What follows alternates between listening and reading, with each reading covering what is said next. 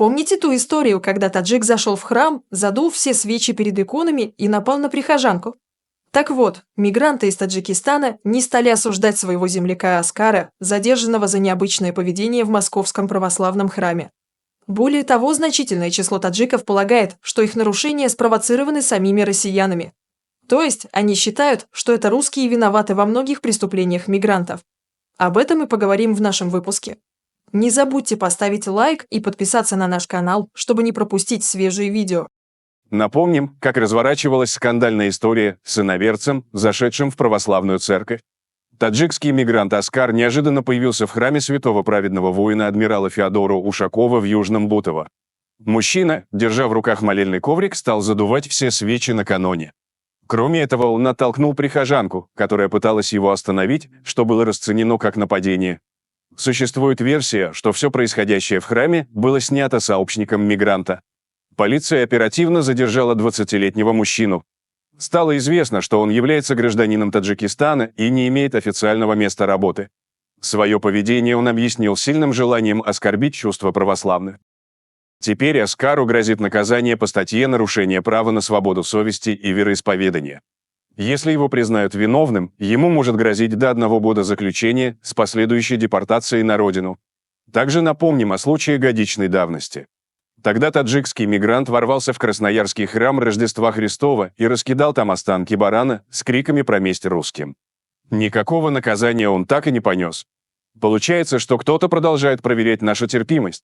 Соотечественники Аскара отказались осуждать его действия, подозревая провокацию со стороны россиян против таджиков. В своих комментариях они не представили никаких доказательств.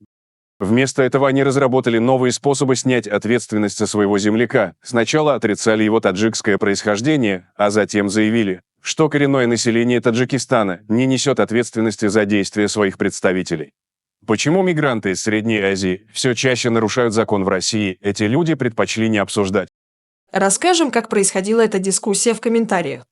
Распространяются слухи, что представители русской общины платят деньги неграмотным мигрантам, чтобы те нарушали законы и публично фиксировали эти нарушения на видео.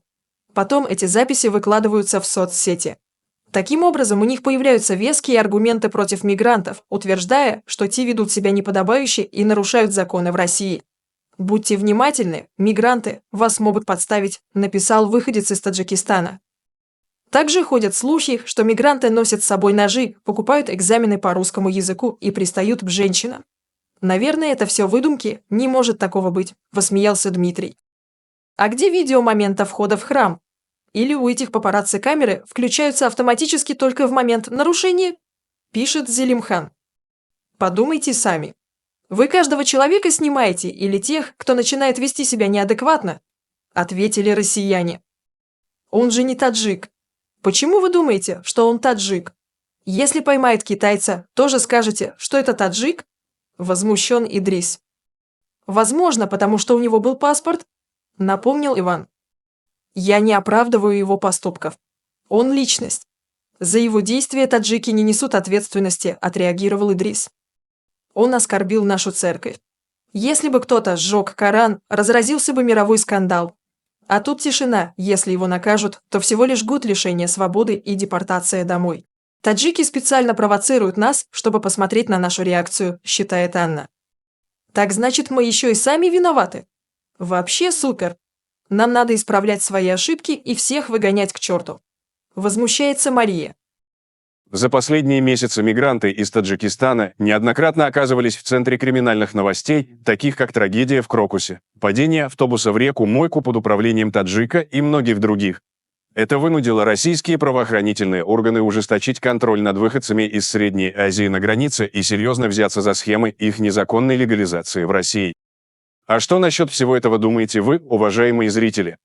Делитесь своим мнением в комментариях и не забудьте подписаться на канал, если вы этого еще не сделали. Всем добра, всем пока!